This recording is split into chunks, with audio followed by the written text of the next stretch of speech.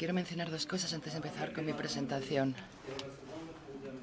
Hemos visto antes una maravillosa demostración de la transferencia lateral de la carga muscular. Cuando yo conocí este concepto, creo que fue en 2009, si no me equivoco, en la conferencia de Ámsterdam sobre la fascia, cuando Frankie Miller presentó una conferencia en la que explicaba que cuando cargas un tendón, lo hicieron con pruebas con cadáveres, cargaron los tendones de Aquiles y observaron que la mayor parte de la carga se transfería a la vía iliotibial y el 40% a la ipsilateral, a la fascia ipsilateral toracolumbar, lo cual evidentemente me abrió los ojos. Fue un momento, wow, me dije, ahora entiendo que cuando siento tensión en el tendón, a lo mejor no tiene nada que ver con el tendón, sino con restricciones alrededor de esta estructura. Me di cuenta de que no sabemos nada. Así que muchas gracias, André, por esta maravillosa presentación. También estaba pensando otra cosa, en los puntos gatillo, el mensaje que nos acaban de transmitir de puntos gatillo. Cuando estaba escribiendo este libro con Taina Bradley, que es una fisioterapeuta neozelandesa, que tiene su propia clínica de rehabilitación respiratoria, estábamos hablando sobre el contenido del libro y lo que íbamos a incluir sobre el dolor miofascial. Cada uno teníamos nuestra perspectiva propia. Decidimos que íbamos a verter ambas perspectivas en este capítulo. Ya trata los puntos gatillo, tratando la causa raíz. Cuando un paciente la viene a ver con, por ejemplo, una pauta respiratoria de vías altas, encuentra puntos gatillo en los espacios intercostales, mide la presión necesaria para activar los puntos gatillo y activar el dolor, y enseña al paciente a respirar mejor con ejercicio y con otros métodos, y luego en la segunda visita, a las 2-3 semanas, utiliza otra vez la misma técnica para darse cuenta de si el paciente respira mejor o no, porque necesitaría más presión para activar los puntos gatillo. 6 semanas después ya no tienen puntos gatillo, han aprendido a respirar. Esta es la forma en la que ya trata los puntos gatillo. Yo soy más anticuado, sigo tratándolos manualmente. En cualquier caso, son dos perspectivas distintas para tratar lo mismo, que no tienen que ver para nada con el contenido de mi presentación, por cierto. Vamos a ver si esta es mi presentación. Efectivamente, es la presentación que buscaba. Vamos a oír palabras como hiperventilación. Cuando hablamos de alteraciones de la pauta respiratoria, no estamos hablando de patologías, no estoy hablando de personas con enfermedad pulmonar crónica obstructiva ni asmáticos, no estoy hablando de patologías, sino que me voy a referir a una disfunción en el patrón respiratorio que en vuestro mundo se parece mucho a una disfunción postural. Se convierte en una pauta, en un hábito del sistema, una pauta sistémica. Las pautas respiratorias se convierten en un hábito. El extremo de este trastorno ya se acerca a la patología cuando se convierte en hiperventilación. Es el extremo. Lo que vemos en esta capnografía, en este diagrama, es la medición de la presión parcial de anhídrido carbónico. Cuando llega a un nivel de unos 40 milímetros de mercurio, es normal, y cuando el paciente empieza a respirar con el tórax superior, la presión parcial baja a 30-35 milímetros de mercurio, lo cual desencadena una serie de fenómenos metabólicos o alteraciones metabólicas en el organismo que de hecho pueden repercutir en el tono muscular y en otros parámetros que veremos posteriormente. Dos definiciones básicas que son importantísimas. Bajos niveles de CO2.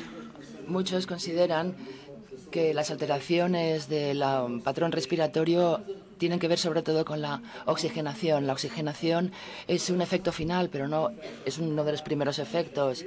El primer efecto de una pauta respiratoria rápida con la parte superior del torso es liberar más CO2 del que necesita el metabolismo corporal en ese momento, lo cual se traduce en hipocapnia, el efecto de lo cual es una alteración de la llegada de oxígeno a los tejidos, que se traduce en fatiga y otros síntomas del aporte de oxígeno. Así que la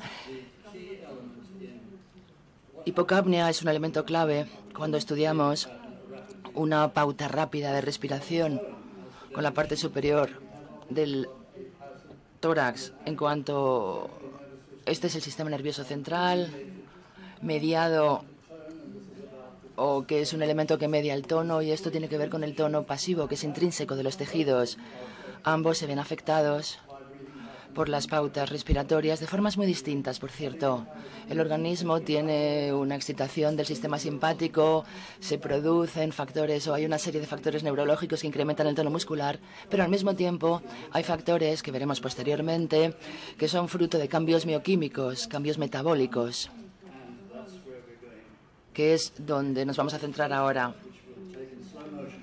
Vamos a ver un diagrama de flujo a cámara lenta, donde mostramos todos los conceptos que tenemos que tener en cuenta. El estrés, los problemas de la vida que todos experimentamos de una forma u otra. Nos adaptamos a la vida, nos adaptamos a la biomecánica y a los factores psicosociales y bioquímicos y a la mafia de Bruselas. Bueno, no quería mencionar a Bruselas, lo siento. Es una reacción gatillo. Desde el fondo de mi corazón os digo, amamos a Europa, pero yo soy británico y queremos salir de la Unión Europea. Lo siento, pero no voy a hablar más de política, pero no he podido evitar decirlo.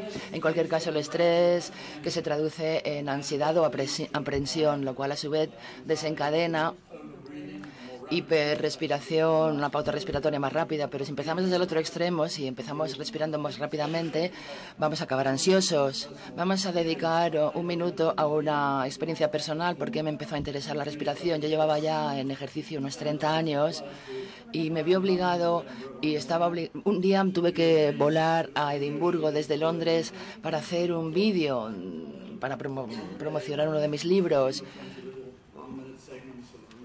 Fue un día entero de trabajo, no había desayunado, había tomado demasiado café, estaba deshidratado y estresado, y de repente, en mitad del día, empecé a experimentar un cosquilleo en la parte izquierda de mi cuerpo, de la nuca a los pies. Por la noche estaba en el hospital con una contracción tremenda en este lado de mi cuerpo. Estuve una semana en el Hospital Universitario de Londres, en el Departamento de Neurología.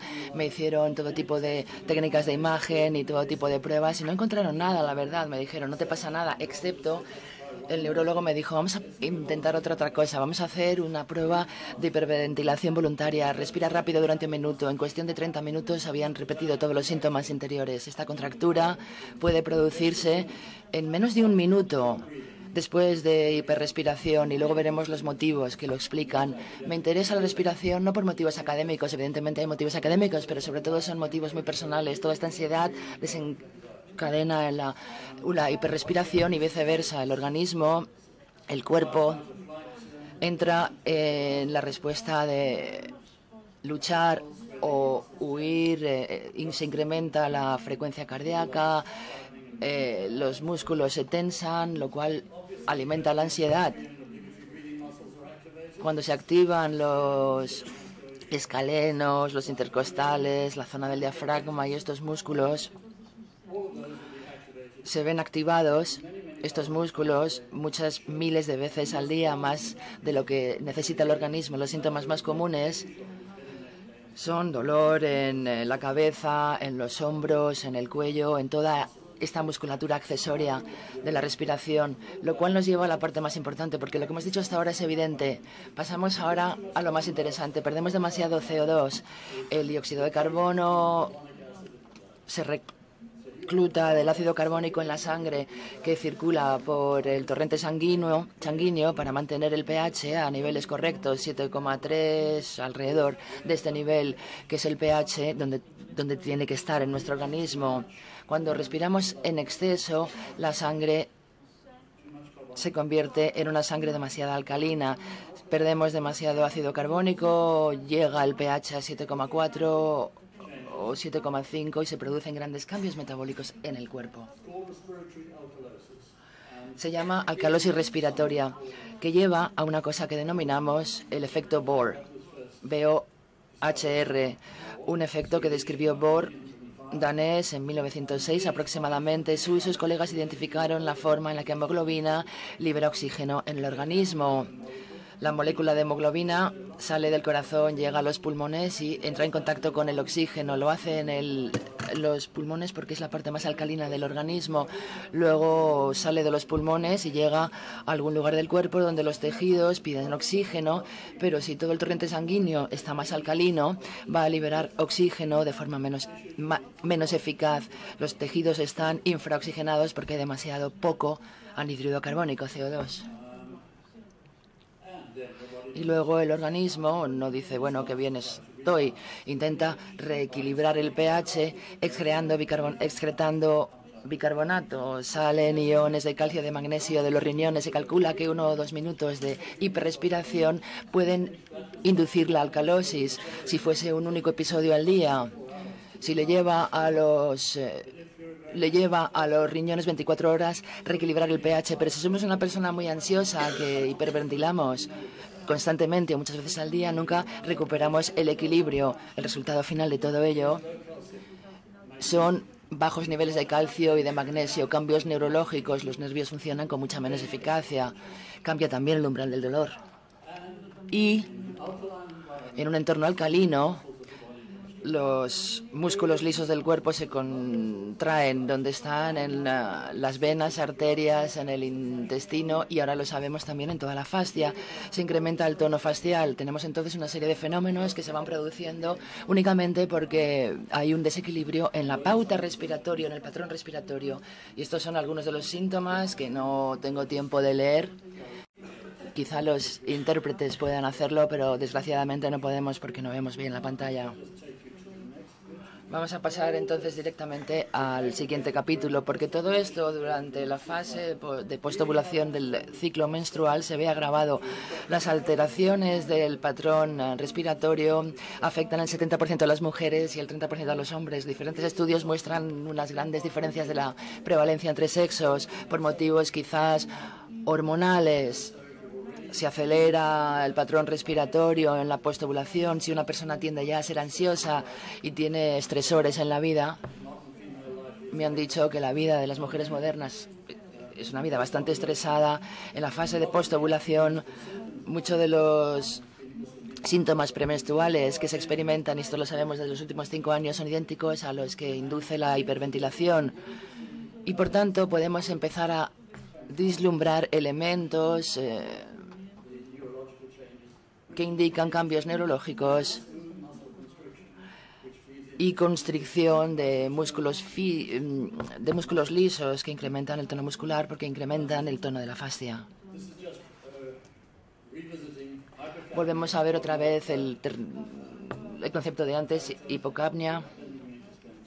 No tengo que dedicar mucho tiempo en volverlo a describir porque quiero dedicarme a hablar de otros conceptos. Es interesante analizar lo bien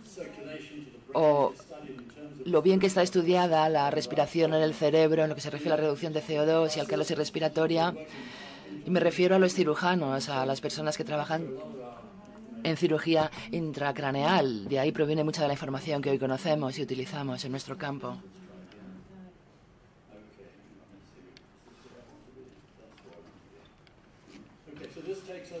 Lo cual nos lleva directamente al resumen. La respiración o la hiperrespiración o la alcalosis inducida metabólicamente se traduce en cambios en el tono muscular de fibras lisas, es decir, los músculos vasculares, también hay en la fascia estos cambios, según Stocchetti y colaboradores en 2005.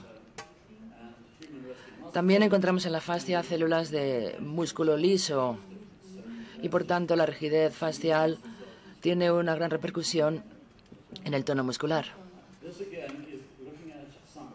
Otro resumen: la hiperrespiración, bajos niveles de CO2, desequilibrio simpático, excitación del simpático, ansiedad, baja el CO2, sube el pH. El entorno es más alcalino. Se deprime la actividad del sistema parasimpático, se excreta ácido carbónico y suben los niveles de activación del simpático, lo cual se traduce en un desequilibrio de electrolitos.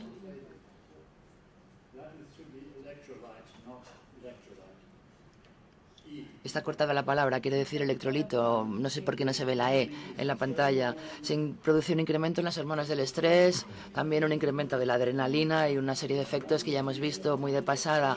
Otra característica en la que me quiero centrar es esta: dolor torácico, dolor cardíaco, arritmia. Hay un número significativo de personas que tienen episodios de pseudoangina, episodios durante los cuales experimentan todos los síntomas de una angina o de un ataque al corazón, van a urgencias en el hospital donde les dicen no tiene nada en el corazón, tiene simplemente un ataque de pánico o hiperventilación. Y no estamos hablando de un único episodio, hay personas que los experimentan muchas veces, lo cual nos da una idea de los efectos que puede suponer todo esto. Yo tuve efectos diferentes, esta contracción a la que me refería anteriormente. Puede haber síntomas cardíacos, dolor torácico y también síntomas intestinales, porque hay constricción de la musculatura lisa del intestino. También hay efectos en el sistema genitourinario, puede haberlos. Muchos experimentarán problemas en el tracto genitourinario como resultado de una hiperventilación. No voy a dedicar demasiado tiempo a esto, es el ciclo del dolor. Vamos a pasar esta transparencia porque no nos lleva a ningún sitio. Vamos a ver cuál es la secuencia de la hiperventilación. A modo de resumen, tenemos un tono vasomotor reducido, cerebral, coronal, cutáneo, disponibilidad de oxígeno menor, excitabilidad neuronal incrementada, mucha excreción de bicarbonato, se pierde la base de los tampones, se ve alterada la absorción de oxígeno, efecto Bohr. Tenemos un centro respiratorio en la base del cerebro que mide los niveles de CO2. Es como si fuera un termostato en la pared de nuestra casa, mide nuestra tolerancia, nuestra necesidad de oxígeno en función de nuestras pautas respiratorias. Si respiramos con la parte superior del tórax y te pido que no respires durante 5 o 7 segundos, suben los niveles de CO2, sientes necesidad de respirar porque te sientes como si estuvieras ahogándote, porque el centro respiratorio está calibrado en función de los niveles con los que te sientas cómodo, en función de cómo respires. Así que reentrenar la respiración también incluye reentrenar este centro para que cambie los niveles de CO2. Hablaremos de ello posteriormente. Estos son los síntomas de los que ya hemos hablado y por tanto no voy a repetirme.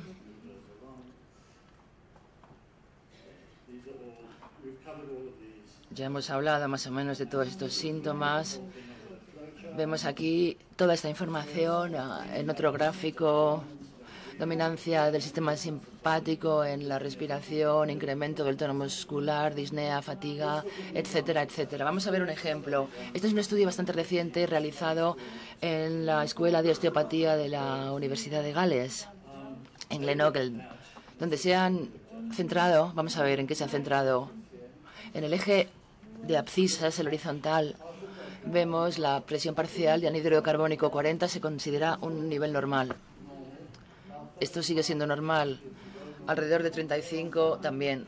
De ahí para abajo estamos ya en la zona de hiperventilación. Si nos fijamos en los círculos azules y verdes, en azul se indica la respiración diafragmática normal y en verde, estos puntos que están aquí agrupados, más hacia la izquierda,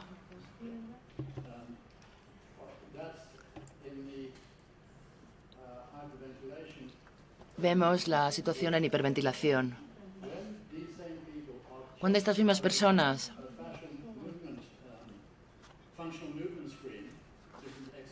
utilizan FMS, el Functional Movement Screen, vemos que las habilidades motoras se reducen cuando los niveles de CO2 son bajos en uno que respira con la parte superior del tórax, lo cual limita nuestra capacidad de funcionamiento y de realizar ejercicios normalmente. Espero que me haya explicado bien, dice el orador. Vemos ahora otro gráfico que también puede resultar interesante. En la parte superior nos fijamos en el escaleno y en el trapecio, abajo en el tórax y en el abdomen. Es la actividad de una persona cuando tiene las manos sobre el regazo o sobre un teclado mientras escribe o mientras no escribe. Vemos en la parte media del gráfico lo que ocurre. Cuando escribimos en el teclado respiramos más rápidamente, aunque no nos demos cuenta. Nadie sabe cuáles son los motivos exactos. Hay una teoría, sin embargo. Existe un vínculo, dice la teoría, entre el atrapamiento o sobre el atrapamiento de los movimientos respiratorios al movimiento de los antebrazos, que puede deberse a motivos evolutivos. Coordinación, por ejemplo, entre los movimientos y la respiración, o a lo mejor tiene que ver con la excitación que produce sentarse frente al ordenador para escribir en el teclado. Tenemos aquí 12 estudiantes que están escribiendo mensajes en el móvil. Hemos medido por electromiografía superficial la actividad de varios músculos, temperatura de los dientes y conductancia de la piel en ambas manos. Todos los sujetos mostraron un incremento significativo en la conductancia de la piel, frecuencia respiratoria y cardíaca, en comparación con medidas basales durante la escritura de mensajes, y más del 80% comunicaron dolor de mano y cuello durante la escritura de mensajes. Y además, cuando recibían un mensaje, mantenían la respiración, contenían la respiración y se produjo una excitación del sistema simpático, lo cual indica algo interesante. Algunos de los desencadenantes de la vida moderna que tienen que tenerse en cuenta en una persona que tiene quizás alteración de la pauta respiratoria. Si uno es mujer con alteración de la pauta respiratoria, está premenstrual y escribe muchos mensajes de texto, los síntomas probablemente sean hipertonicidad. Los síntomas son parecidos, perdón, y la hipertonicidad es uno de los factores. Este es un cuestionario que es un instrumento bien validado.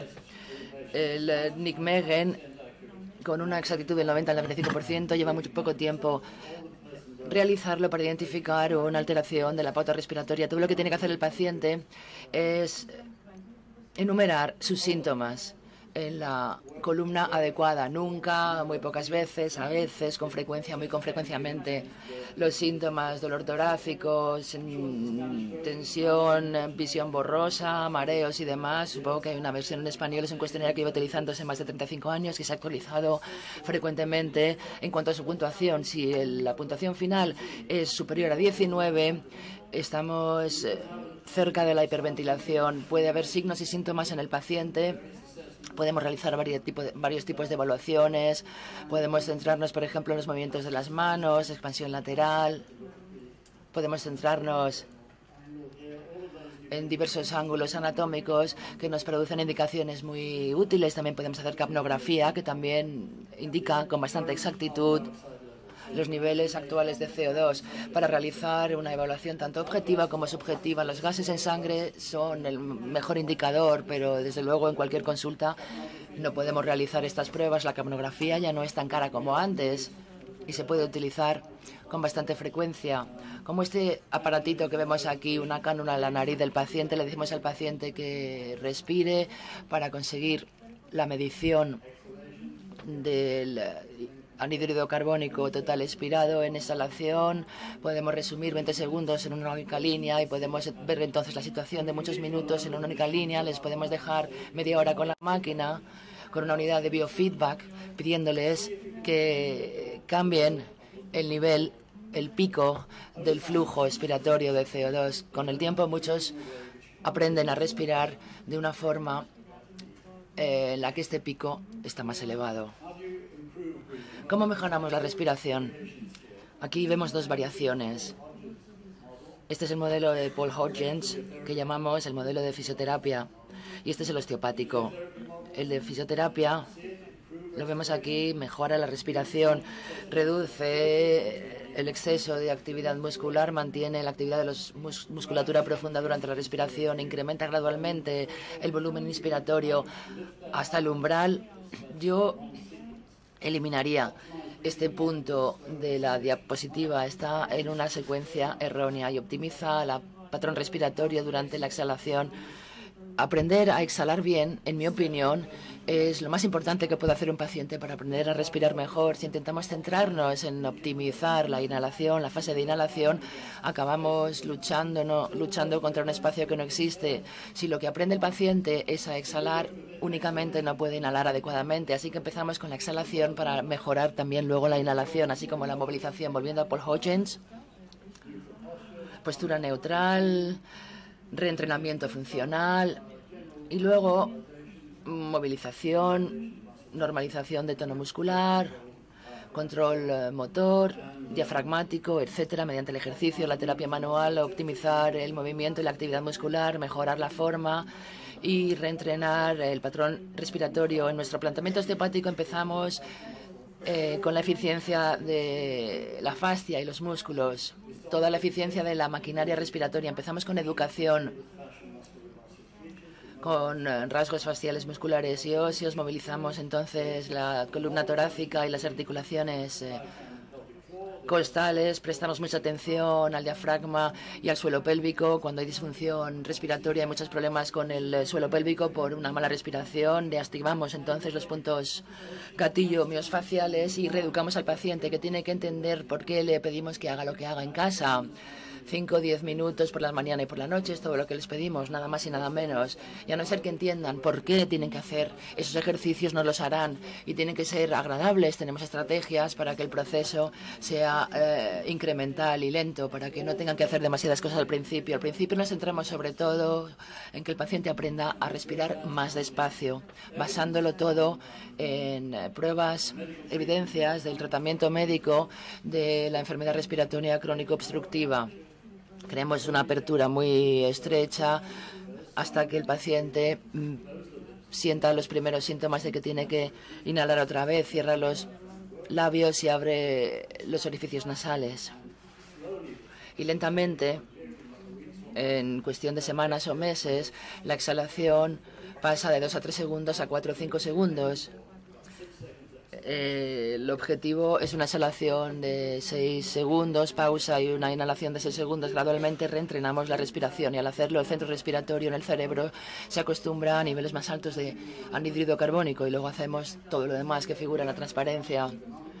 La ergonomía, la postura, la dieta también es importante. Si, por ejemplo, un paciente tiene hipoglucemia porque no ha comido, los síntomas se agravarán y serán mucho peores que si los niveles de azúcar en sangre son normales. Gracias por su atención.